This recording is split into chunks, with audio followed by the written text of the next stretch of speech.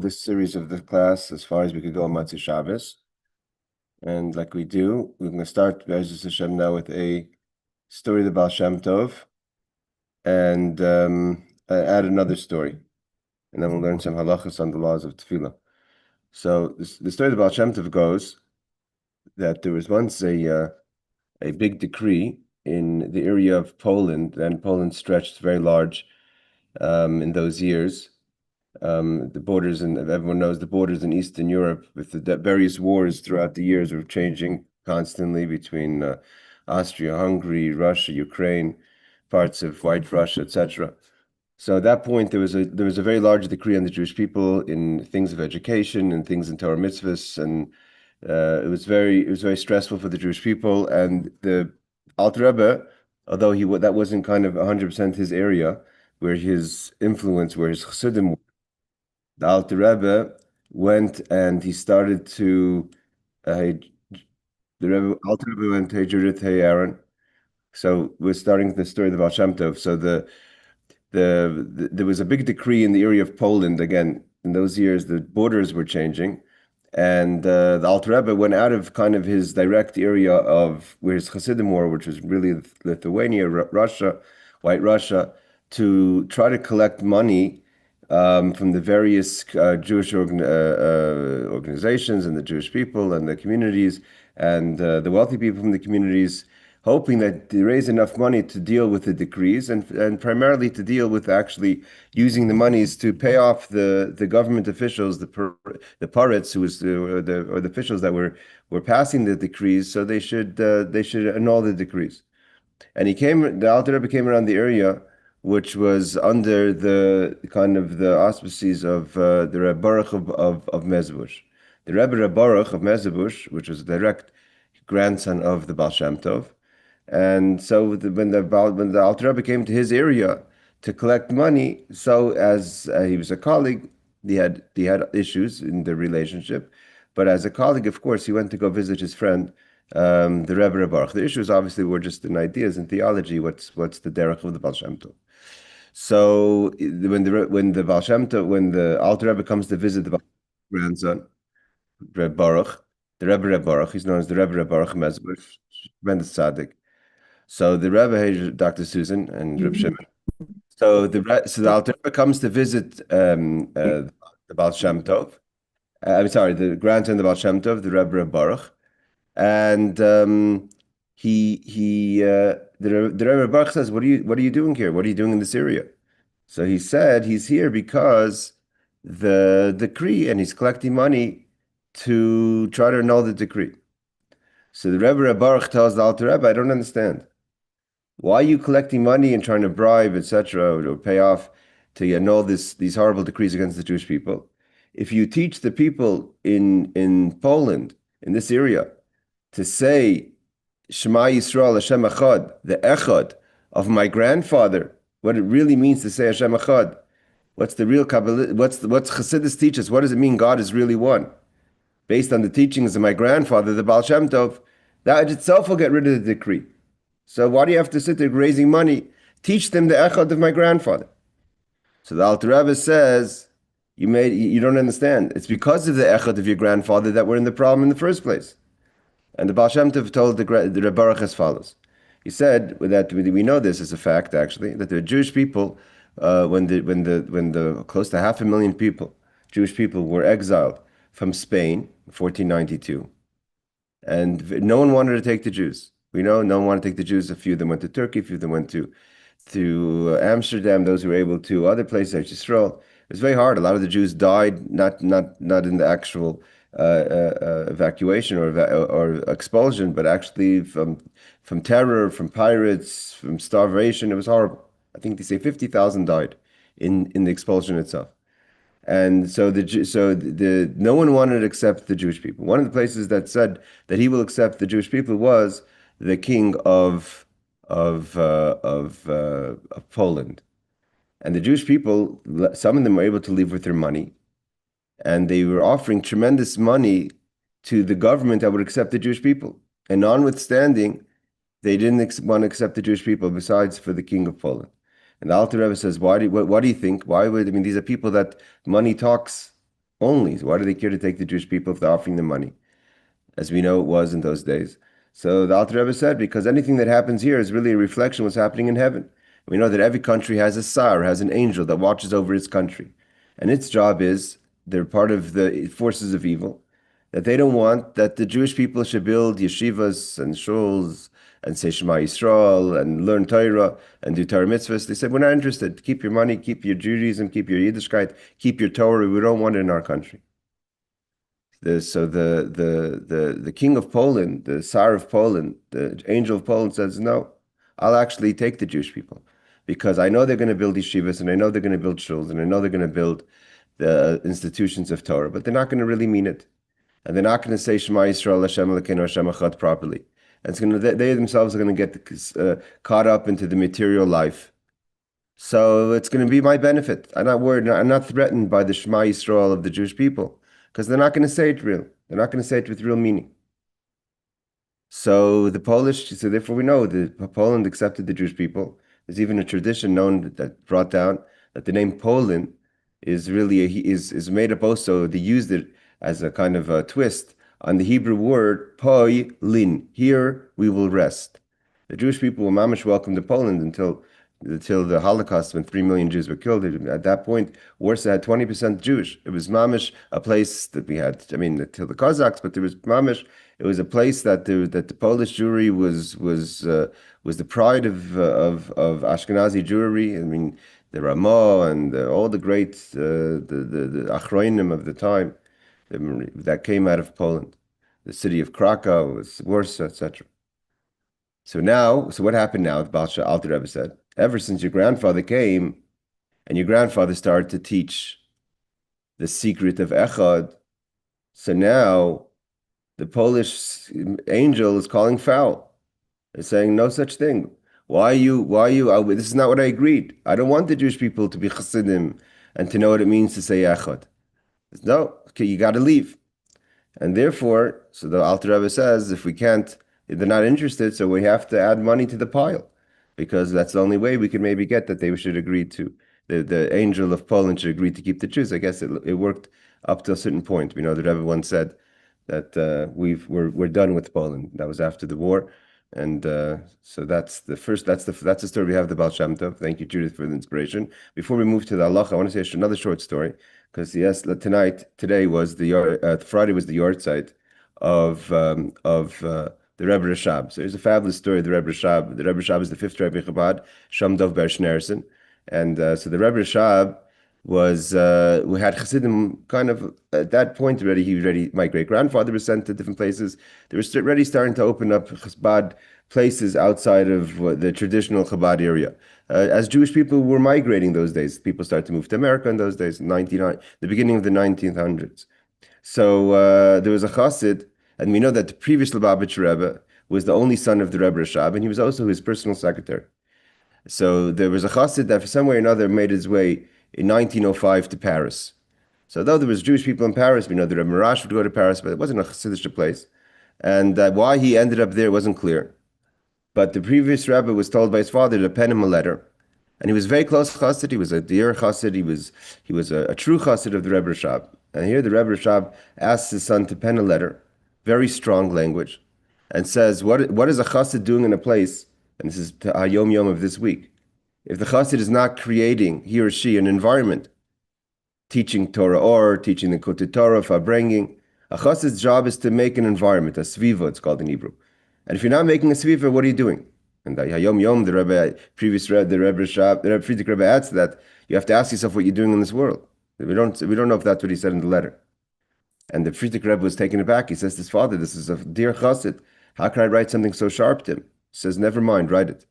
He writes it. And of course, the Friedrich Rebbe, who's the secretary, gets a letter back with saying he's crying and he's in tears and he's broken, he's destroyed, that the Rebbe Rashab should write him such a sharp letter. Please ask forgiveness, I don't know what I'm doing here, and it's so difficult in Paris. He's giving all excuses. Please beg Rahmanis, compassion from your father. So the Friedrich Rebbe walks into the Rebbe Rashab and shows him the letter. The Rebbe Rashab says, a Chassid is supposed to listen. A Chassid doesn't give excuses. The Rebbe Rashab would not back down from his letter. So a second letter comes in and it says that he was here Rosh Hashanah and there was barely a minyan. And again he's crying, but the Rebbe Rashab won't back down. After Yom Kippur, after Purim, 6 months later, the Rebbe Rashab is in Moscow and his son, the Frierdiker Rebbe, is with him. They get a letter from this chassid that says that on Yom Kippur he went to shul and he met some old chassidim, some people that were once chassidim that were now modern or not religious, no longer keeping Torah mitzvahs, that were in Paris, and they start to schmooze and they start to have tshuva. And slowly but surely, they met again on Cholamayid, and they started a minyan, and they started a Chabad shul, and they started to learn the Torah and Torah Or and Fabreng, and they had a Fabreng in Yud Kislev, and slowly, they start to close their shops on Shabbos, and slowly, it's like the first Chabad house, right, in 1905. And when he wrote a letter to the Frierdiker Rebbe to tell his father that he's done what the Rebbe Rashab wanted, and he changed, and he started to make a shul and a seviv. So the Rebbe Rashab said, he quoted the pasuk in Tehillim that says that Mi Hashem mitzad gever kainanu, that Hashem sends a chassid, sends a yid, any Jew, anywhere in the world. There's a reason. It's not just because you may think the reason is because you have a job. You may think the reason is because you have business opportunities. The reason is to make a sviva, to make an environment of Torah and Yiddishkeit. And that's your real job. The other job is secondary. That's just the way Hashem made it, that you should end up in a certain place. And the Rebbe Rashab told his son to publicize this story and tell it to other chassidim even in Moscow, that they should also learn what it means and what's the responsibility of a yid to make a sviva, to make an environment of Torah mitzvahs and chassidus. Right? That's the story part of our class. Again, thank you, Judith, for the inspiration. And we're going to go now to the halachos, hilchos tefillah, middle of the laws of Shemoneh Esrei. We're in Kitzur Shulchan Aruch, chapter 18, I think it is. Okay, so we're holding chapter 18, and it's law 12. So the Kitzur writes as follows: La'achar Shemoneh Esrei, after we say the Shemoneh Esrei, the 18 blessings, which is really 19 because they added one, is we say the Elikai Nitzor, V'koidem Oisei Shalom, and after we say Oisei Shalom, we go back, we take 3 steps back and we turn to our Oisei Shalom B'mromav. Korei U'Poisei Kach Shalish P'siyos, we bow. So this is another bowing. We were talking about bowing before. So we had the 4 bowings: first blessing, the beginning and end of the blessing, and the beginning and end of modim. And we mentioned that Chabad's minhag is that we don't do a full bow we don't bow our knees, bend our knees at modim, just bow our back. But the other 3 times we bend our knees and bow our back. But there's different customs. But after that, when we say the L'kai Nitzor, which is the section, kind of a tachnun, that's after Sim Shalom, we take 3 steps back, but we should take it back koreya. We bow. So the idea is that as you're walking backwards, the 3 steps, you should do it in a way of bowing, like you're walking away from a situation of respect. If you were standing in front of a king, which is what you're doing, right? That's what we said. If you're standing in front of a king, you wouldn't just walk out. Definitely wouldn't turn your back on the king. You would walk backwards, and that's what we do in any place of respect, including you see people in the Kotel and Maravi. So they'll walk it backwards and a little bowing. So kareo paisea kach shalish psiyos. You bow and you walk back 3 paces. Ke'eved hanifter miraboy, as a servant would walk away from his or her master. Hapsiyos yobeinis. You don't take exaggerated steps, and you don't take tiny steps. You take medium steps. At least, again, this is not a time to get OCD. You see people getting a little crazy. You don't have to be crazy, be normal. You wouldn't act crazy in front of a king. So the idea of measuring exactly your toe, your front toe to your heel, you could do it a bit relaxed. It could be it could be with a flow, without the old exaggerations. But you don't take a huge step and you don't take a tiny step. But the amount that would be the step of your large toe to the heel. Okay, Kodesh yitin gadol. Gadol is like the thumb toe to the heel. Okav is the heel.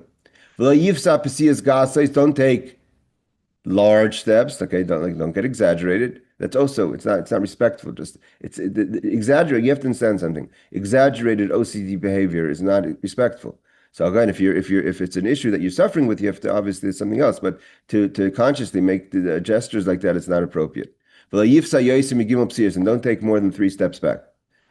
And which leg goes back first? So first move back your left foot.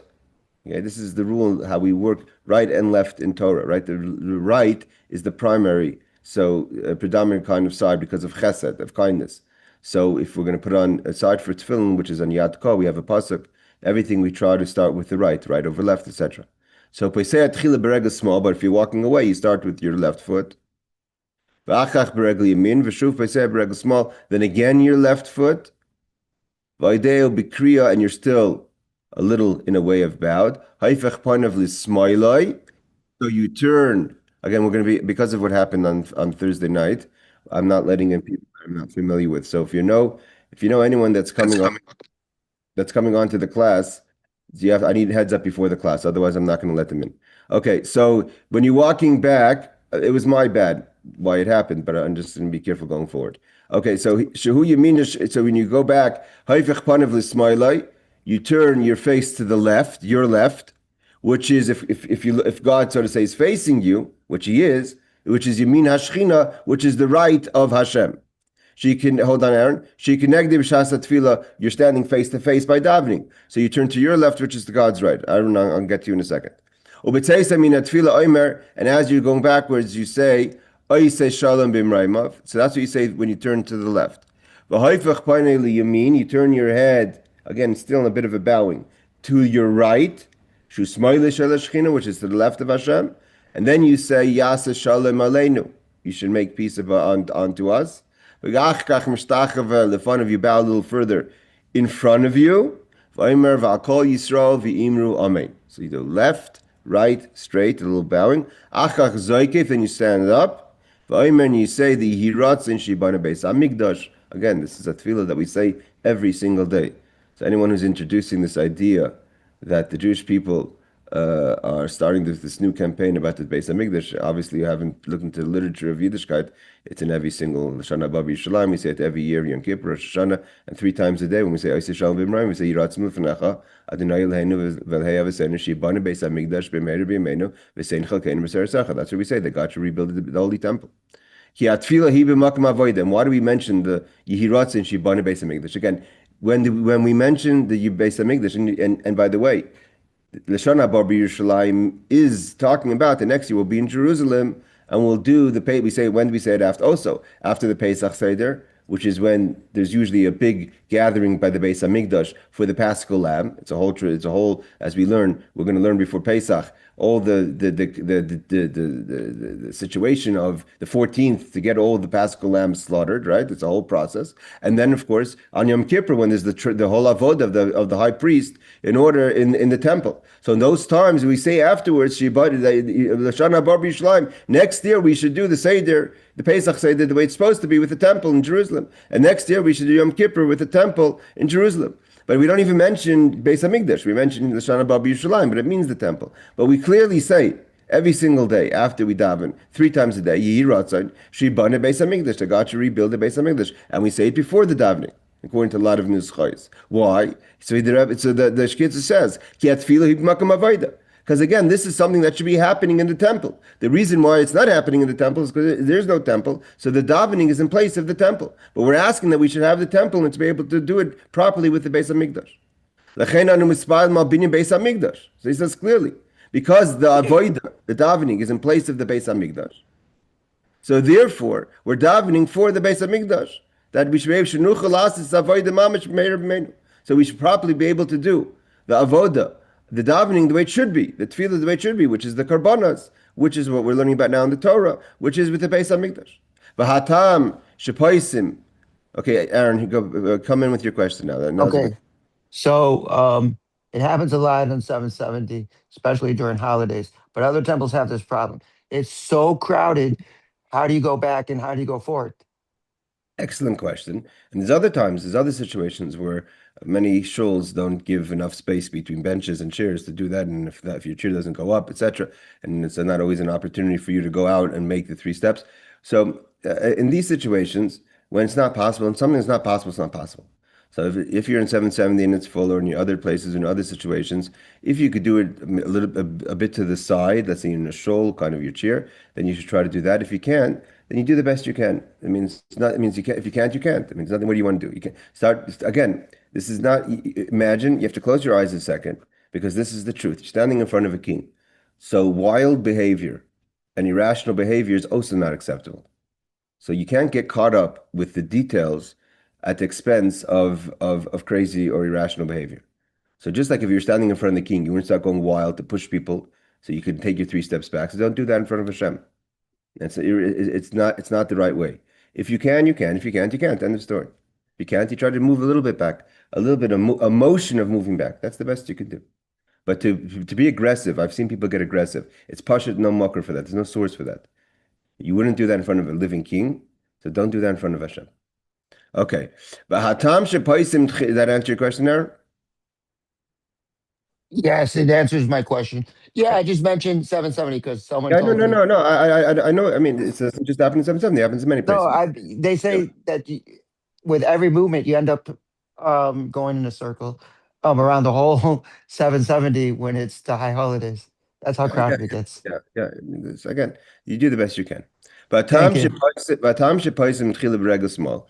And why do we first move our left foot? Sorry, our v'tam shepaisim tchila b'regel small. Why do we first move with our left foot? V'shederech halichas adam hu la'akar regel yamin tchila. A person usually starts moving with their right foot. L'chein oiker kan small tchila. So you're not walking forward, you're walking backwards. So you should go backwards. It's like basically watching a movie. Go reverse. So if you watched yourself going forward and you pushed reverse, so your left foot came in last, so you start moving backwards with your left foot. What's the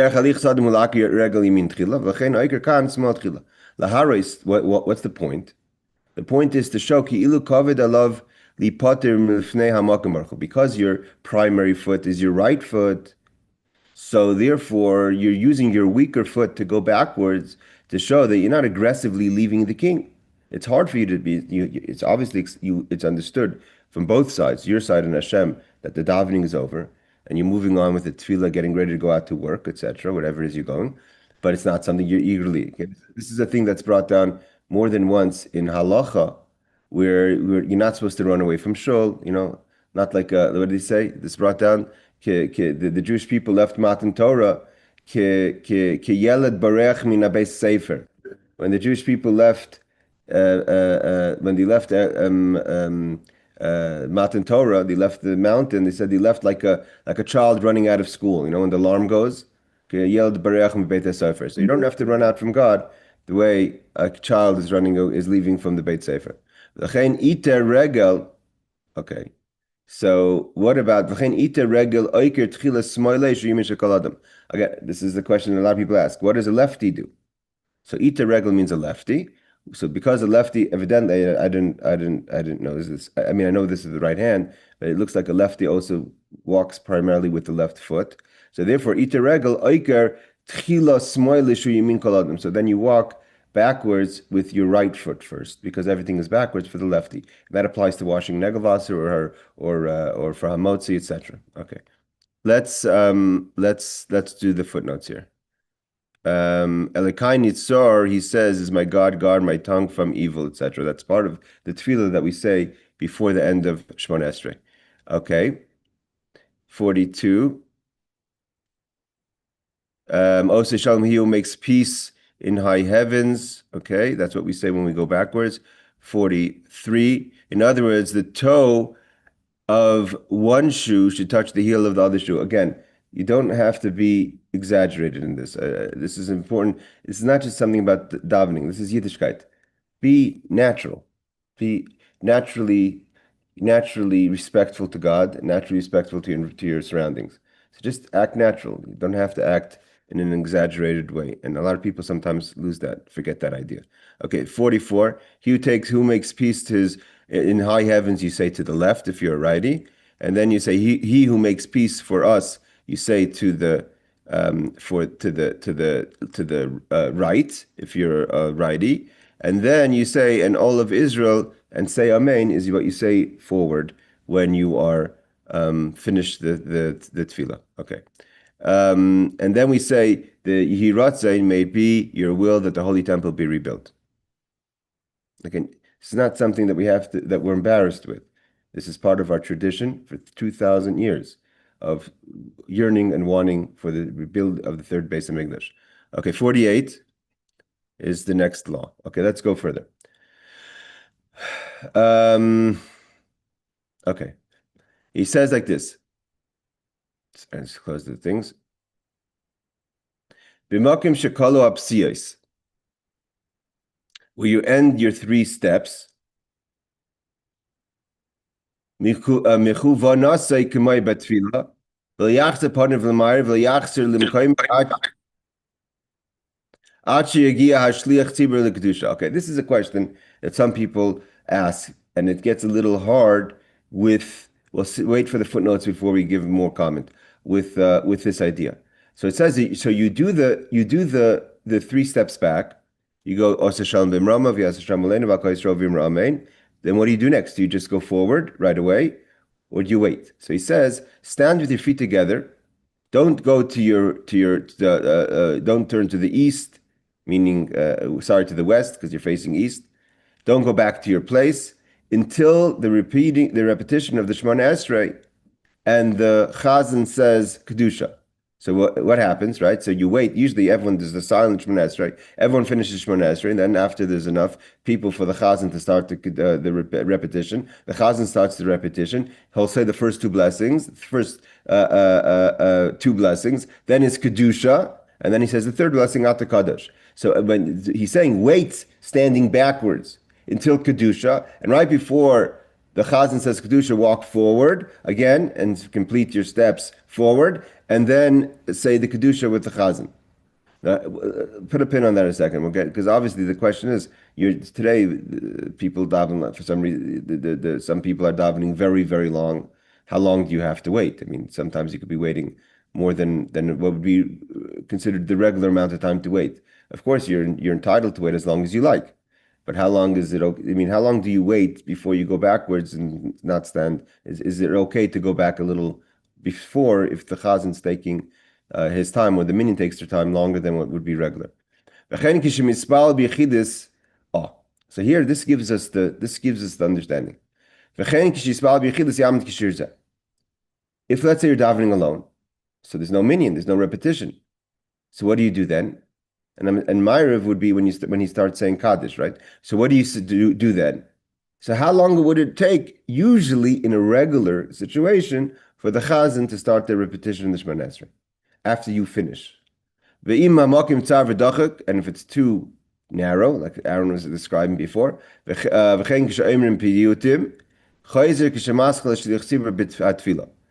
if there's not going to be, if the place is crowded and it's hard for you to stand back in your place, I mean, before you go back to your place, just stand backwards, those 3 paces, or they're about to say the piyutim.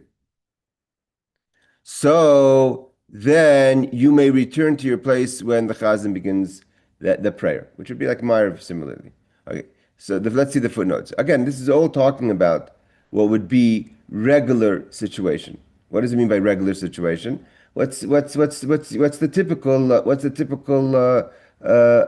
time it would take? If you're in a situation where the shul is taking a long time, then you could wait what would typically be for a person to wait. Okay. If you're davening privately without a minyan. Okay. When praying at home, for example, when you conclude the Shemoneh Esrei and step back, you should remain at that spot as long as it would take the Chazan to begin saying Kedusha in a regular situation. I'm emphasizing this is because when we were younger, it was normal if I have a pace of davening. Today, the pace has kind of been a little bit stretched.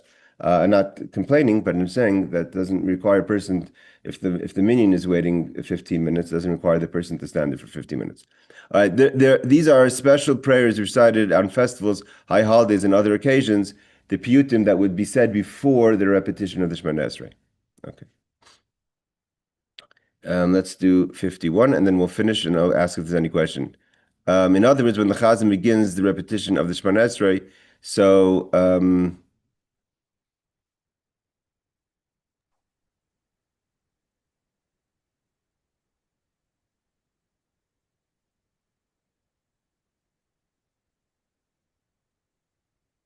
okay. And any questions before we finish this class? Yeah. Right. A couple of things. First, just want to say we should pray that it's too crowded and we can't move Um, around the way it says. okay.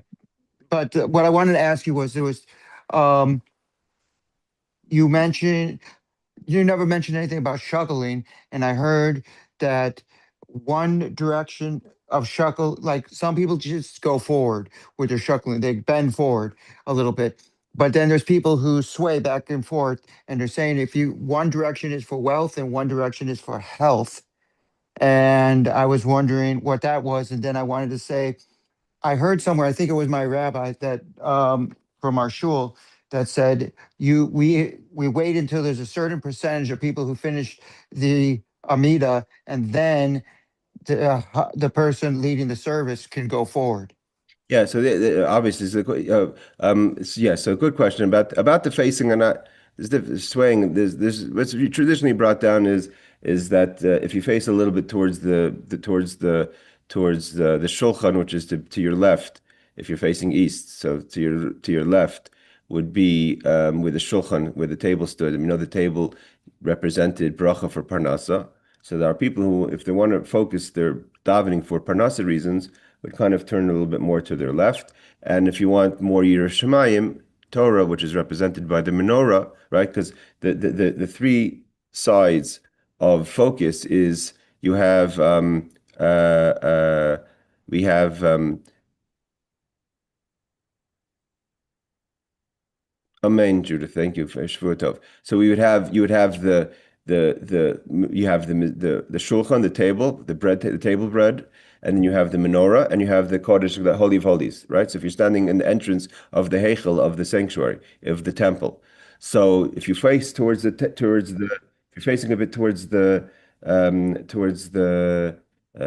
to the mizbeah to the shulchan, then for parnasa, to the menorah is more for Yerushalayim for the light, and then you have facing straight forward is the sefer is the Torah is the ark. As far as what was your second point, Aaron?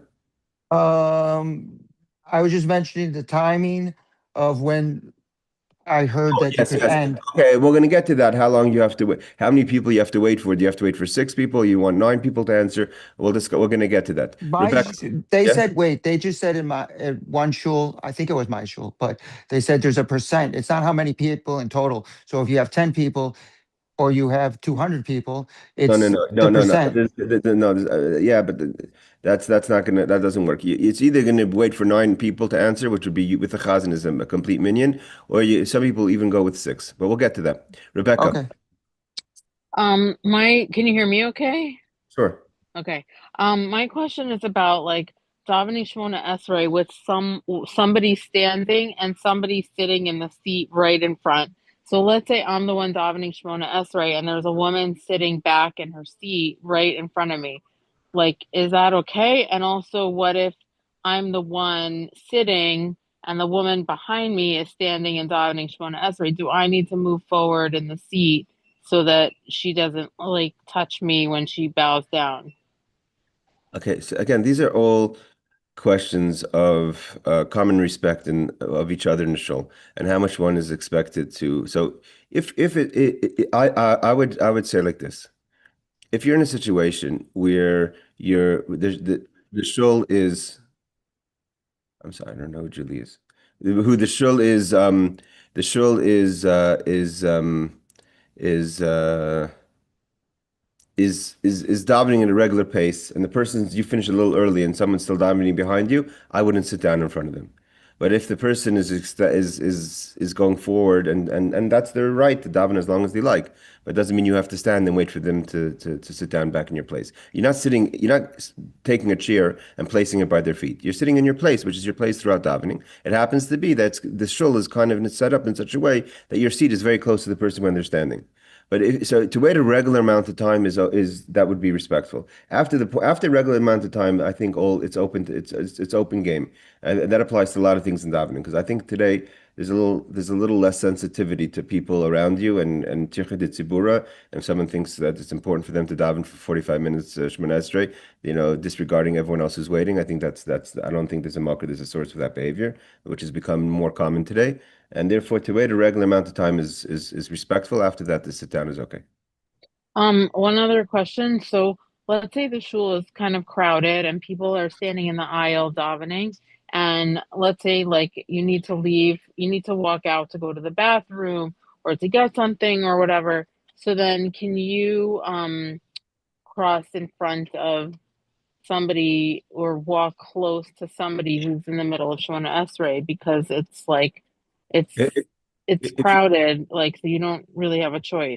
if you're going to the restroom and you go to the restroom and you're not pushing someone or out of there making them move during Shemoneh Esrei, and if it's really bad situation that you're desperate and the only way is for the person to move, the person should move. But if you're talking about just walking in front of a person, you have to go to the bathroom. Again, that's okay. Look, can I ask one other question? Okay, sure. Then we have to finish. Yeah, it's going. Okay, fine. So this is what I do. Just tell me if it's right or wrong and whatever. So at the end, we go forward, we go backwards, then we go forwards. Then we're going to say Kadush. I mean, whatever. And then you stand on your toes 3 times. So I do it at the end of the prayer. And then I stand on my toes 3 times and look up like I'm looking up to Hashem just for a moment. And then I figure I'm finished. Again, so the Kitzur says to wait what would be the time to stand back before you go forward and kind of completing your davening, to wait what the typical time would be for the chazan in a regular situation. Again, things have time, these situations have gotten a little bit inconsistent. There's a regular amount of time it takes the community to daven, and after that the chazan starts. So if you would have to wait, I would use the gauge would be that when, how long does the chazan wait to start again? And that would be whatever it is when you're finished. If you're finished, if it's a minute and a half or 2 minutes, and then you could go back forward. Okay, but standing on my toes and looking up 3 times, does No, that? no, no, no, no, no. Forget looking. You'll be standing on your palm, on your feet properly. You don't have to be standing on your toes. No, I don't stand on my. I just like when you say the 3 words and then you stand That's on your kadosh. toes. That's by kedusha. That's separately. Then you just do Right, but kadosh. I do the same thing when I'm done with the prayer, Okay, that's and fine. then I look up. Okay, that's fine. Then you could just stand properly, normally, waiting a minute Oh, or okay, I got you. and then go back for it. All right, everyone. Before we finish, I just want to say that there was a few big hits last night in Eretz Yisrael, in Arad. There was a very big hit. A lot of people, a direct hit. A lot of people were injured, possibly killed. We don't know exactly the details. So even like my daughters went back to school. My daughter went back to school. Special needs school opened up. They closed it again tomorrow because of what happened. And there was a hit in Dimona. So we want to remember those and daven and for the speedy recovery and the safety, very strong, the speedy recovery of those who were endangered. Even right before Shabbos, there was a hit in the old city of Yerushalayim, right where I daven, not far, and the Rebbe's shliach to Yerushalayim, Rab Shia Zevich, who's also the gabbai of the shul of Tzemach Tzedek, was mamish 100 feet. He was just getting into. He can't walk, so he's very old. He's already elderly and has difficulties walking. He mamish got into his little golf cart that drives him right to the door of Tzemach Tzedek. The old city is not exactly easy access with cars, and he was mamish 100 feet away from the hit. On Shabbos morning, he was still. I mean, he's a very powerful person, both mentally and physically. But he was saying he still felt the shake of that impact of that hit. So we have to really daven for the safety of Eretz Yisrael and for the Klal Yisrael. And then we should have Mashiach now and the Beis Hamikdash B'Karev. The world should be a peaceful place. No more wars and battles anymore. So good job, Amen. everyone, Amen. Be and safe. remember to daven for our brothers and sisters here in Eretz Yisrael. Take care.